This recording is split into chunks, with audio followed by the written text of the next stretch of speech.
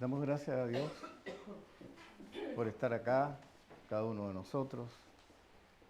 Cuando usted se dispone a venir a estar en comunión con los hermanos, está haciendo grato el corazón de nuestro amado Padre. Porque esta es una convocatoria a su honor. Cuando usted viene para acá a compartir estos tiempos, son para compartir entre todos nosotros y testimoniar la presencia del Señor en nuestros corazones. Y uno tiene que, en ese caso, tener un corazón de gratitud a Él. Porque finalmente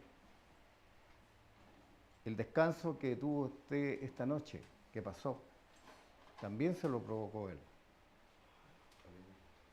Y si Él en usted vivió un sueño profundo y descansó, es porque Él lo proveyó. Cuando vivimos momentos difíciles y pasamos por contingencias que afectan nuestra vida, nuestro corazón, nuestro cuerpo, nuestra mente y nuestra alma no descansan.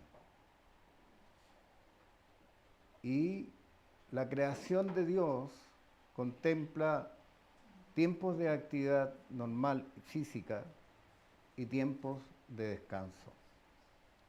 Pero hay un descanso que es superior al descanso físico, que es el descanso espiritual. Cuando usted en su vida cotidiana hace participar de manera activa la acción del Señor en su vida, sus ojos son diferentes, su actitud es diferente, y usted empieza a ver la vida más gratamente. ¿Cómo no dar gracias a Dios por tener esta luz que tenemos? ¿Cómo no dar gracias a Dios, como decía, por el descanso que nos da? ¿Cómo no dar gracias a Dios por encontrarme con los seres que amamos, seres queridos, nuestros parientes más cercanos, los que habitualmente vemos? Nos contenta el corazón. ¿Por qué algunas veces saludamos más gratamente a uno que a otro? ¿Se ha preguntado eso por qué? ¿Por qué es más efusivo en saludar a un hermano u otro hermano que a otro? La naturaleza de Dios es que nos saludemos así, gratamente todos. Sin embargo, hay diferencias. Y esto se debe, probablemente, a que alguna situación afectiva está en su corazón. Cuando usted tiene una enfermedad de cualquier naturaleza, se le desata una enfermedad, porque infortunadamente vamos al médico cuando la enfermedad está desatada. No antes, no somos previsores, sino que actuamos de manera reactiva. No somos proactivos. Espiritualmente nosotros debiéramos ser proactivos y no reactivos. Entonces, cuando uno piensa en estas cosas, es la realidad de todos los días de cada uno de nosotros. Porque cuando tenemos algún conflicto de cualquier naturaleza, ¿por qué no tener una cercanía con Dios? Acercarse a Él para que Él mitigue la problemática que estás viviendo. La continuación del tema de hoy es el vivir y morir para Cristo. Pero todas estas pequeñas cosas que yo he señalado de la vida es lo que cotidianamente vemos, experimentamos y sentimos. Entonces de pronto la vida cristiana se hace compleja de vivirla, se hace difícil de vivirla. Y eso es una cosa anómala, porque no debiera ser así. Debiéramos tener una victoria permanente en nuestras vidas. Sin embargo, no lo es así. Hay situaciones que nos superan.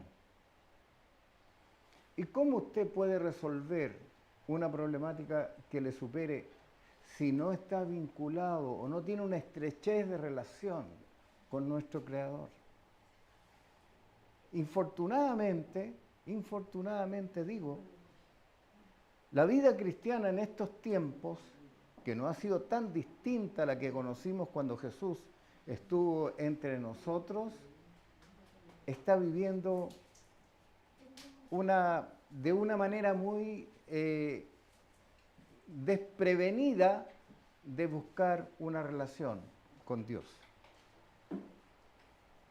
Y cuando perdemos esta relación con Dios, perdemos facultades para superar momentos difíciles que podamos tener. Por tanto, aferrarnos a Él es un buen negocio. Es una buena estrategia. Pero cuando nos soltamos de esta relación con Él, nos vienen estas dificultades. Entonces, de pronto, hay pensamientos que dicen, pero ¿por qué? ¿Por qué a mí parece que Dios a mí no me escucha? Parece que Dios tiene oído por algunas personas y no para todos. Y no es así. Dios escucha a todos sus hijos. Y todas las cosas que a usted le sucede están anotaditas, están escrititas. Él no tiene omisiones.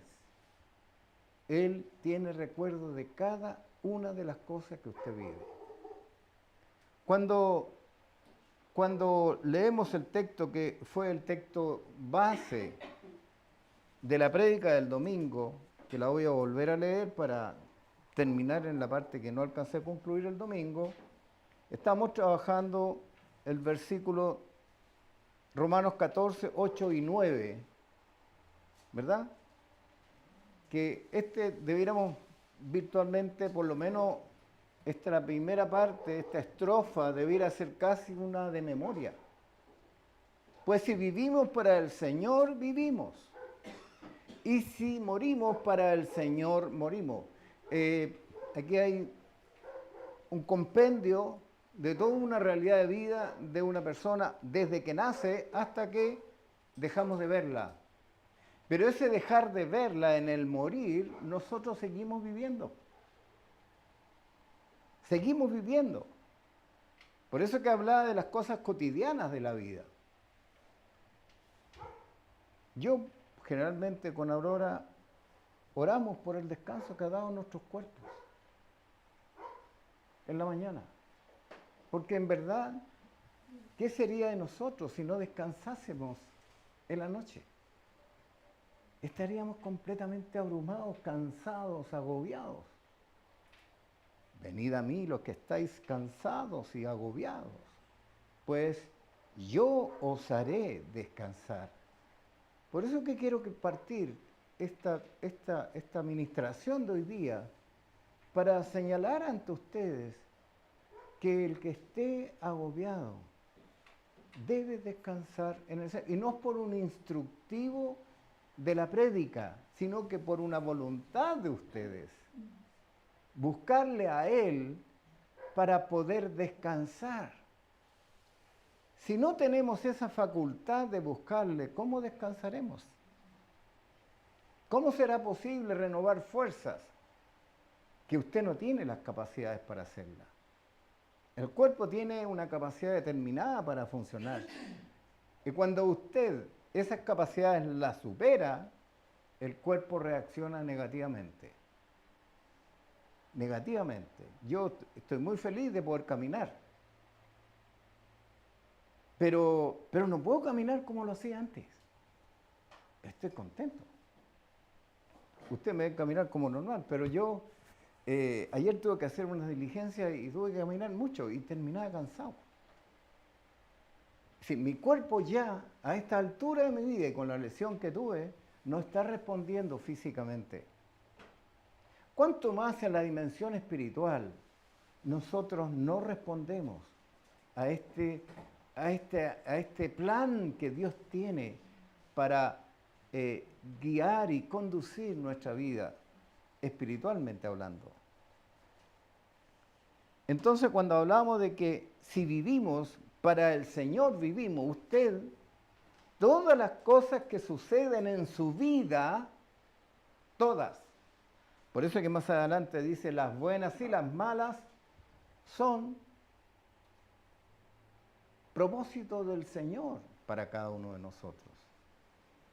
Por eso es que nuestra vida tiene que hacerse fecunda, tiene que ser testimonial, tiene que haber una transformación en la forma de llevar la vida cristiana. Todos los que conocimos al Señor tiempo atrás teníamos una forma de vivir, pero ya esa ya no está. Debe cambiar, debe transformarse. Por eso que Pablo, que no conocía al Señor, sin embargo, tenía esta claridad. Y él, convencidísimo de esto, declara este pasaje portentoso de decir que si vivimos es para Él y si morimos es también para Él.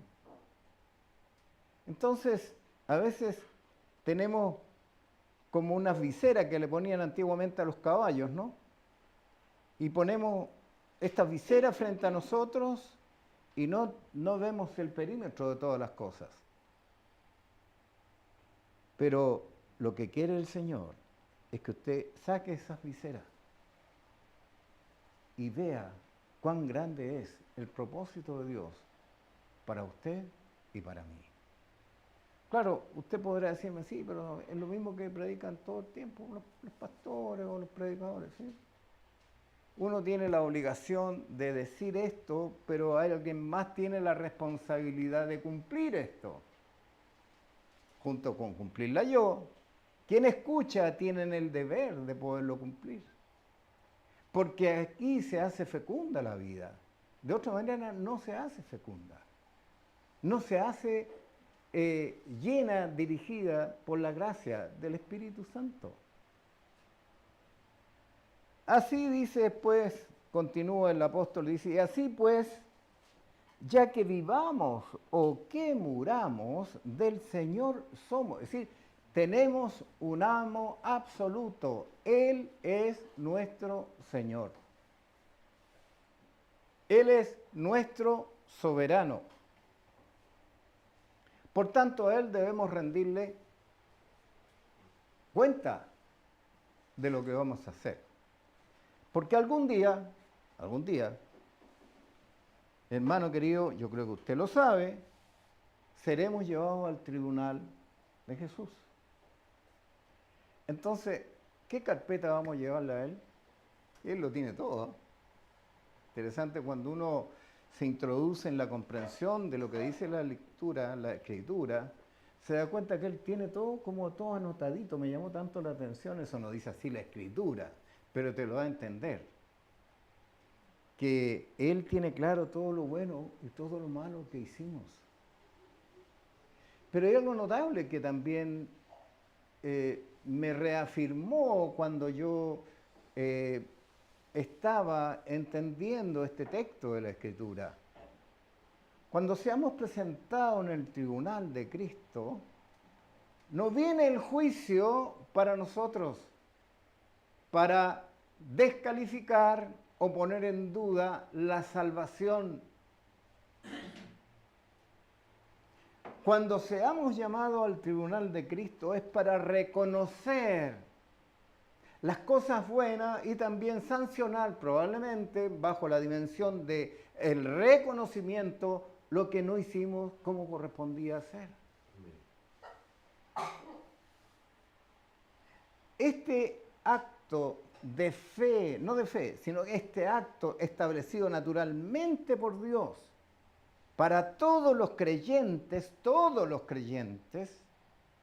y los creyentes que han puesto su fe y su convicción en nuestro Señor Jesucristo. Gracias. Ahí no van a entrar los incrédulos. ¿Sabían ustedes eso? No entran ahí. Para ellos hay otro tribunal. Pero para nosotros está el tribunal de Cristo. Entonces nos vamos a enfrentar a Él. Y yo no quiero aquí remover conciencias con ustedes esta mañana, sino que animarles a que tengamos una buena forma de vivir la vida en Cristo. Una forma correcta, una forma ordenada. Ser agradecido de todas las cosas que Dios nos da. ¿Cómo no dar gracias a los matrimonios, las hermanas, hermanos que hay acá que son padres o madres? O que aún son hijas que están bajo el cuidado de la madre en términos de preocupación del corazón. ¿Cómo no dar gracias a Dios por la madre que tuvimos? Aún por el papá que tuvimos, que a lo mejor no fue un hombre tan ideal, tan fantástico. ¿Por qué no dar gracias? Estos dos seres, padre y madre tuyo y mío, engendraron mi vida. Ellos me dieron el ser. Ellos en un acto de amor procrearon mi vida. Ellos simplemente explotaron en una acción de amor entre ellos. Y terminamos siendo engendrados por ese amor, porque el amor de Dios es profundamente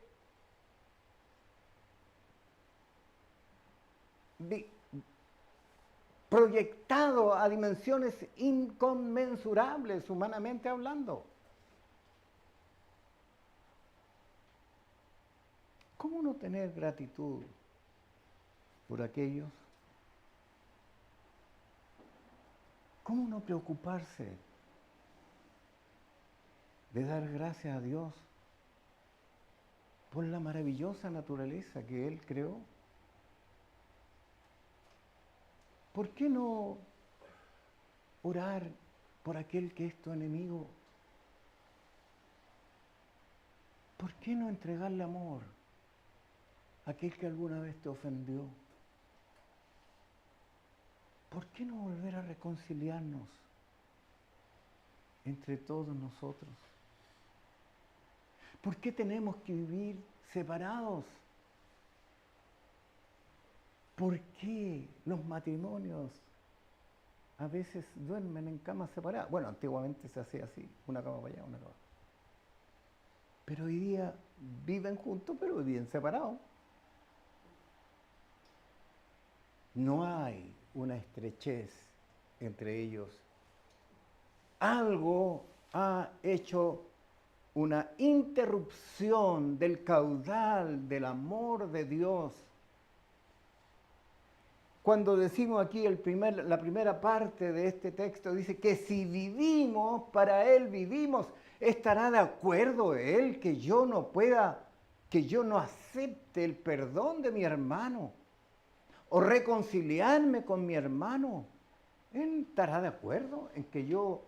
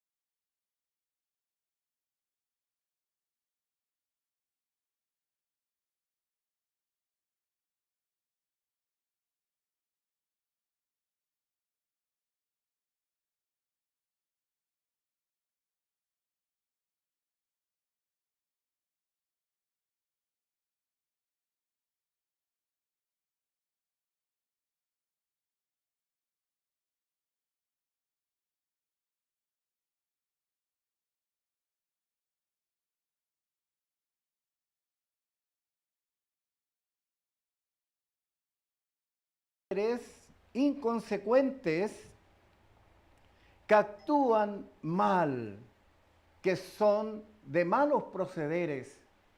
¿Cómo estas personas trasladan esa forma de ver la vida a sus jóvenes? Hoy día, a sus hijos menores. Hoy día la gran cantidad de delincuencia audaz, extremadamente violenta, está entre los jóvenes desde los 12 hasta los 15 o 16 años. ¿Cómo es posible eso?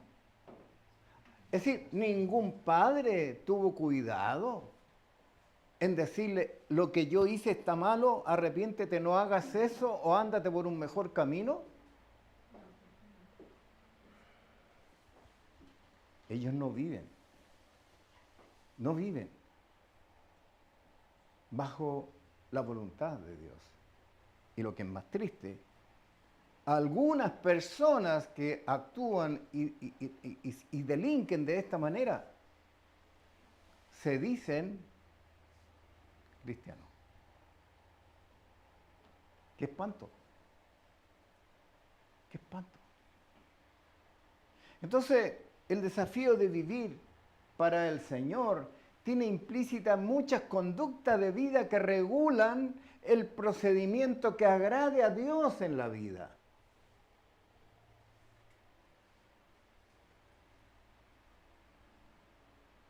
Cuando vino el Señor a tu vida, no fue un cambio instantáneo, no fue una varita mágica, hizo ¡pac! Listo, convertido al cristianismo y ¡chao! Se acabó la vida vieja, empezó. Eso sería como el ideal. Pero hay una transformación. Es lo que la Escritura nos llama a cambiar nuestra mente. Tener un cambio de mente. Porque la mente es la que conduce el conducir, la forma de vivir que tenemos. Viene de aquí. Este es un computador genial que Dios hizo. Que tiene miles de recuerdos. Miles. Me encontré el viernes por mi pega con un señor que trabajaba con él hace mucho tiempo, un arquitecto. Y me acordé de tantas cosas porque yo soy amigo de él hace 35 años. Trabajamos juntos. No, él era mi mandante como arquitecto, yo como fabricante. Y hablábamos de personas que claramente ya no están y cosas que se hicieron. Entonces yo le decía, Mario, ¿te acuerdas? Cuando hicimos ese tótem para el mercurio. Sí, pues me dijo. ¿Cuánto tiempo atrás lo hicimos? Calculo yo que 30 años atrás, me dijo. Y yo me acordé hasta los maestros que hicieron la mega. Entonces, la memoria que hay acá, hermanos, es impresionante. Hoy día se habla de la inteligencia artificial, pero la inteligencia artificial, y aquí hay dos informáticos que me pueden corroborar lo que hoy digo, la inteligencia artificial, si no se le alimenta, vale. No piensa por sí mismo. Introducen información y amplía a un mundo increíble la información a través de un sistema computacional. Pero tienen que llenar la información. Hoy día existen cuestiones muy técnicas, pero puede decir, por favor llame a Radio Bio Bio. Y te responden. Hay una inteligencia artificial que ya está establecida. La mente de Dios, hermanos queridos, no es mente artificial. La mente de Dios es perfecta para todos sus hijos y Él desea lo mejor. Mi énfasis esta mañana es introducir en su corazón lo que nos corresponde vivir antes de morir. Antes de morir. Porque algún día todos moriremos. No hay nadie, ni aquellos próceres que han gobernado el mundo, que han tenido grandísima autoridad y poder sobre diferentes situaciones políticas, igual están muertos. Napoleón, con todo lo victorioso que fue, murió igual. El señor Hitler murió igual. El señor Stalin murió. El señor Castro murió. Acuérdese de algún prócer en la historia en estos días. El señor Che Guevara murió. ¿Y qué dejaron? La estela de lo que pensaban, de lo que creían. Pero todos algún día van a morir. La pregunta es, ¿dónde van a estar esos hombres próceres de la humanidad o no próceres? O gente que actuó indignamente frente a su propio pueblo. ¿Dónde van a estar esos hombres? En un juicio, pero un juicio del trono blanco, no al juicio o al tribunal que vamos nosotros. Hay que entender lo que significa tribunal.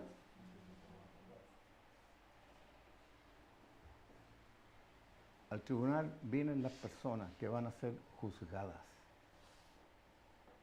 El que no tiene nada que declarar ante el tribunal nunca va a ser llamado. Pero nosotros, los hijos de Dios, todos vamos a ser llamados.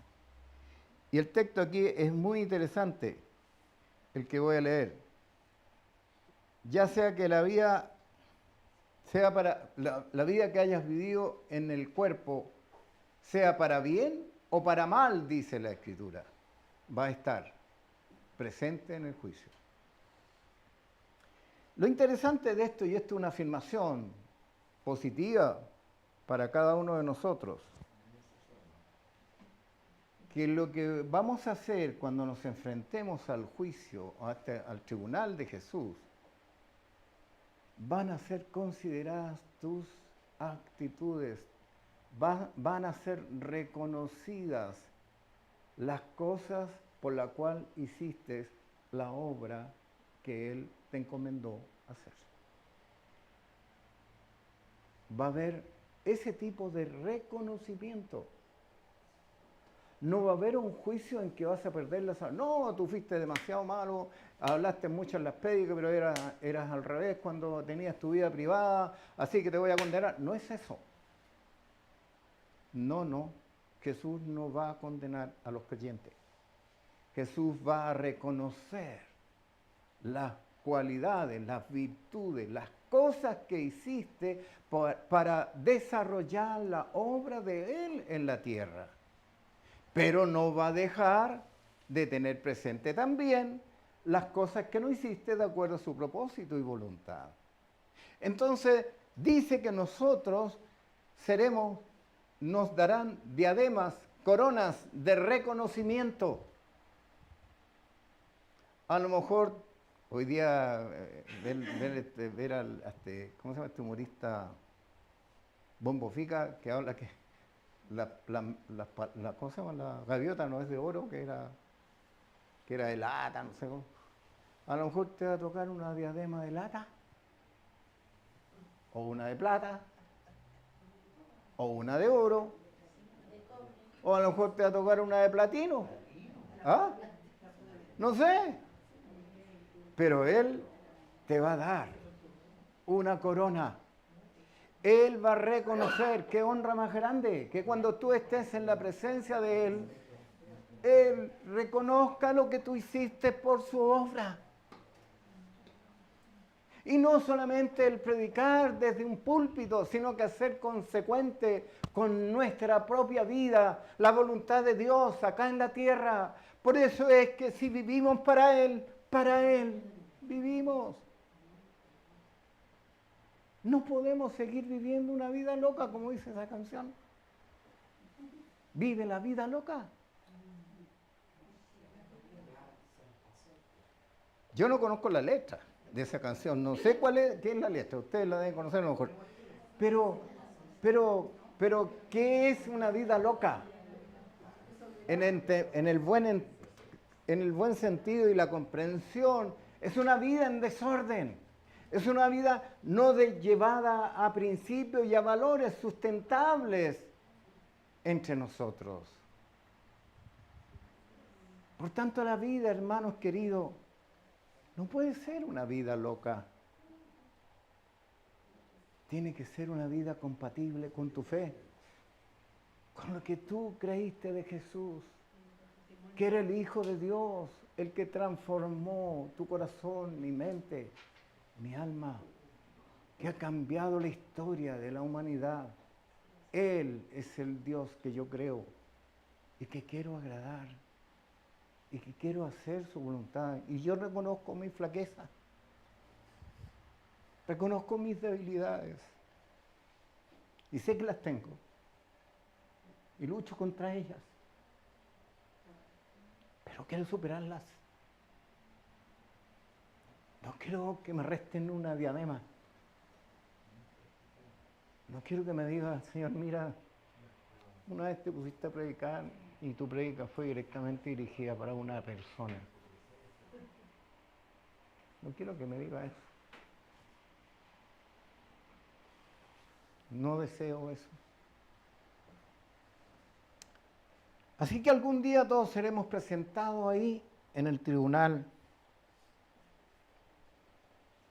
¿Y qué vamos a hacer ahí? No sé cómo vamos a soportar. ¿Hay un problema, chicos? Bueno, yo apreté algo. Ya. Bueno, yo lo tengo escrito acá, puedo leer.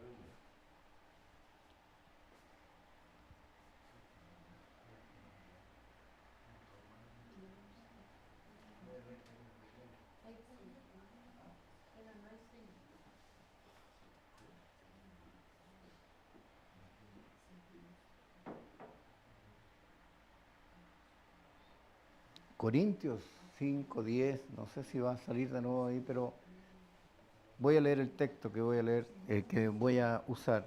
Dice, Corintios 5:10, 1 Corintios, 5:10, dice, no, absolutamente no con los fornicarios de este mundo, o con los avaros, o con los ladrones, o con los idólatras, pues en tal caso les sería necesario salir del mundo. Es decir, no es que se esté estigmatizando a nada ni a nadie. Este es un proceder de las personas que hoy viven en el mundo. ¿O usted, estos personajes, no conoce alguno? Ciertamente, más de alguno de estos. De estas personas que viven esta forma de vivir, diría yo, la vida loca, el fornicario, no sé, o los avaros, o los ladrones, o los idólatras.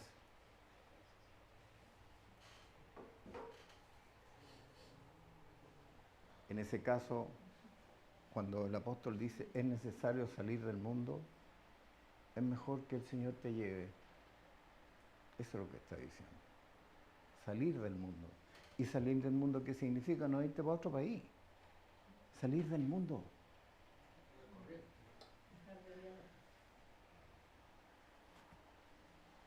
Entonces, hermanos, nosotros tenemos tremendos desafíos espiritualmente hablando. Es de mucha responsabilidad la vida cristiana. Y más aún, ser consecuente con nuestra conducta de vida. No podemos decir lo que no practicamos. Es inconcebible. No es posible eso.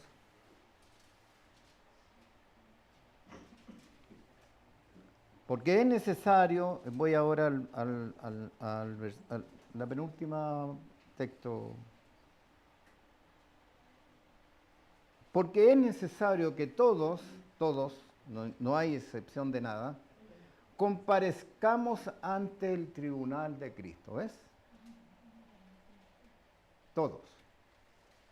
¿Quién más, quién menos?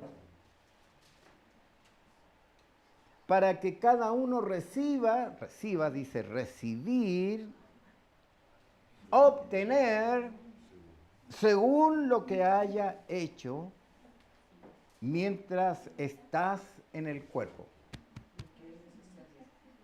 Mientras viviste, en definitiva. ¿Qué hiciste con tu cuerpo? ¿Cómo te comportaste cuando fuiste un ser vivo? Porque después de la muerte ya no hay nada que hacer. Ya no se puede reparar lo que está, ya lo que está muerto. Es una reflexión de eso. Sí, pero tiene un respaldo, está en 5 días, pero no es todo, es una parte. Para que uno reciba según lo haya hecho mientras estaba en el cuerpo, sea este bueno o malo, conocido, pues, a ver, perdón, aún así me cuesta. Pero está ahí, po. Perdona, voy a dar el palo un poquito. Según lo que haya hecho mientras estaba en el cuerpo, sea esto bueno o malo, conocido pues el temor al Señor, persuadimos a los hombres, pero a Dios le es manifiesto lo que somos y espero que también lo sea a vuestras conciencias. Yo creo que es un texto bíblico este, y creo que no le puse el... Entonces dice, y espero que también... ¿Lo encontraron? Ese era el 5.10. Sí, el que yo tenía. 5.10, sí. Ahí está. El continuado de arriba. Claro. Y espero, dice que también, la parte final, que también lo sea a vuestra conciencia. Nosotros hoy funcionamos porque nuestra conciencia nos acusa.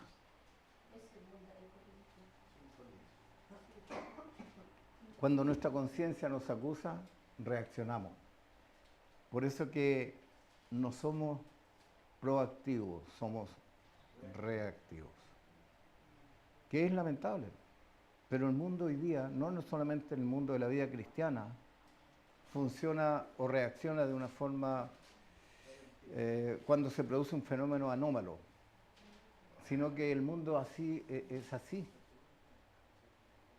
El mundo no es proactivo, o no es que no sea en general, le falta ser más proactivo, evaluar, analizar, considerar más, estudiar, planificar, desarrollar, proyectar una conducta proactiva. Pero, por ejemplo, una pregunta. Yo uso agenda por muchos años de mi vida. Y ahí anoto mis puntos que tengo que resolver en el día. Hay algunas personas en el mundo, no digo acá, que se levantan y yo, a la virulí. Hoy día voy para allá, mañana voy para acá, para allá. No se organizan. El Señor es sumamente ordenado. Tomemos el ejemplo de Él. Él nos va a ayudar a ser hombres y mujeres con conductas gratas delante de Él. Así es que esta mañana quise enfatizar respecto del tema de vivir según el propósito de Dios para nuestra vida. La muerte, tú y yo la desconocemos. Solamente tenemos que creer, en este caso, que el tiempo de la muerte solo el Señor lo conoce, el día y la hora que nosotros ya no estaremos acá. De la misma manera que Jesús Ni siquiera Él sabe cuándo vuelve a la tierra por segunda vez. Solo el Padre sabe cuándo ha de venir Jesús. Así que, mientras tanto, como no sabemos los tiempos, procuremos tener una vida compatible con nuestra fe. ¿Se acuerda cuando cambiamos el siglo del 2000 al 2001?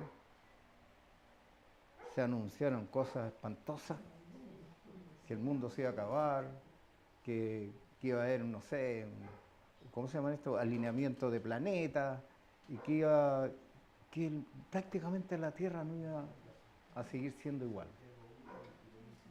Y estamos 25 años después, un cuarto de siglo más después de aquel día, y todavía todo sigue igual, no ha cambiado. Porque el propósito de Dios es muy distinto al pensamiento de los hombres. El propósito de Dios nada tiene que hacer con el pensamiento de los hombres. Sin embargo, Él promueve la idea de cambiar la mente. Él no sugiere eso, cambiarla, porque Él sabe que la única forma de transformar una vida es cambiando la mente. Cuando usted cambia la mente que traía culturalmente, socialmente, profesionalmente, y conoce al Señor, escuchaba ayer un testimonio de Juan Luis Guerra. No sé si lo han visto, también apareció en el TikTok. Parece que estaba en el culto, y el hombre empezó a contar su testimonio. Y el hombre es un tremendo compositor, todo el mundo lo conoce, y tan popular, y tan famoso y todo. Y entonces él decía, yo lo único que aspiraba, decía, era ganarme el Grammy. Y con ese disco, creo que es un disco, no sé cómo, que se llama La Bachata Rosa, se ganó el Grammy. Pero cuando lo gané, me dijo, quedé tan insatisfecho. Igual que antes, no hizo mayor efecto en mí, era haber logrado un Grammy. Y el éxito, y la fortuna, y la gloria, y el honor, y el privilegio y el prestigio de ser un tremendo cantante, no provocó nada en mí.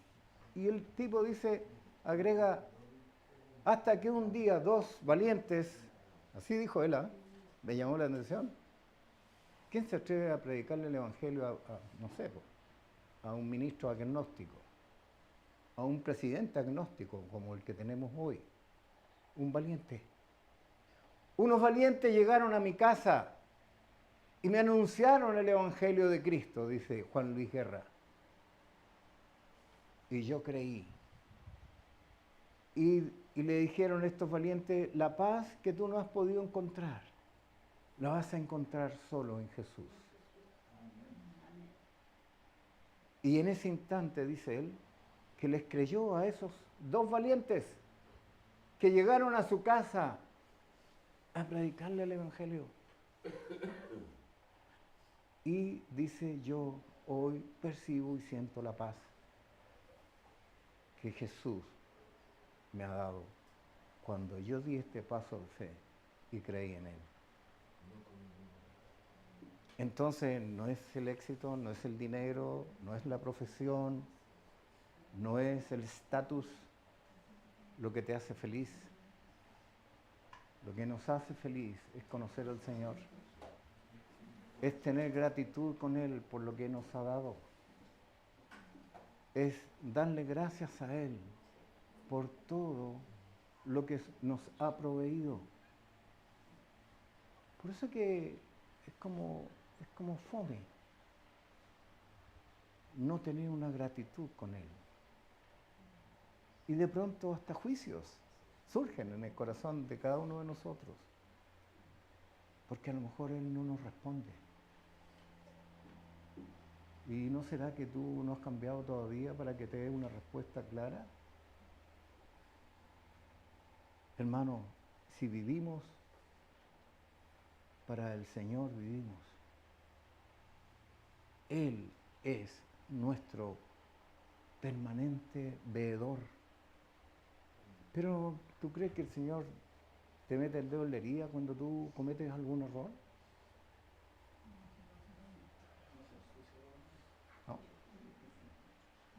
no te saca en cara los errores, porque Él,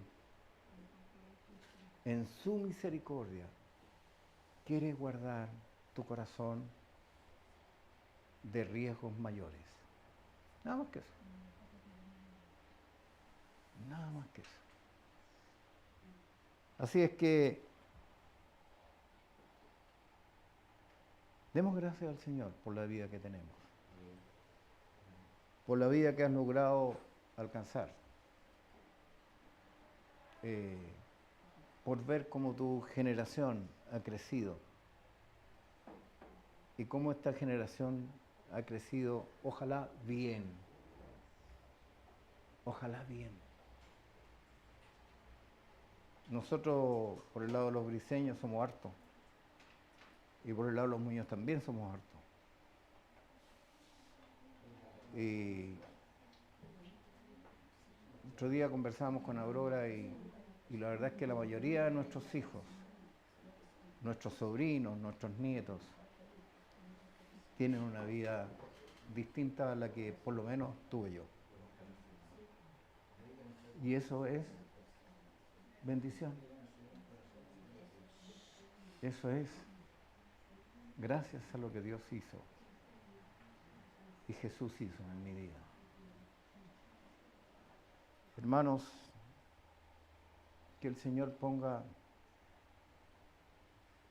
una carga especial para que usted, cada vez que tome una decisión, tome en cuenta a Dios. No lo deje de lado. Él es el mejor consejero que tenemos. Amén. Cualquiera sea la decisión, por trascendente que ésta pueda ser, tome en cuenta a Dios. Que el Señor les bendiga, el Señor les guarde y seamos animados a seguir. Algún día podré compartir respecto al trono blanco, que es un tema muy peludo, muy peludo. Señor, doy gracias esta mañana por estar junto a mis hermanos. Te pido que tú les bendigas con esta palabra, que ojalá haya sido una palabra que genere una conducta proactiva y no una reactiva. Porque lo proactivo, Señor, lo proactivo hace que yo me anteceda a los sucesos que han de venir. La reactiva es cuando los sucesos acontecen y no sabemos cómo reaccionar. Guíanos, Señor. Condúcenos por el sendero de paz y armonía que tú provees para nuestras vidas. Gracias, Señor, te doy en esta mañana. Guarda a cada uno de mis hermanos en las actividades de esta semana que viene. Oro especialmente por Mario y por Paola, Señor, por esta transición al campo laboral que ellos deben buscar. Guíalos, Señor. Genera progresos en sus gestiones y que haya un testimonio claro y contundente del camino, Señor, que ha de tomar. Cualquiera esta sea, si tú lo apruebas, será tu voluntad. Muchas gracias, Señor. Bendecimos tu nombre y damos gracias por este tiempo. En el nombre de Jesús. Amén. Muy bien, hermanos queridos. Dios les guarde. Gracias.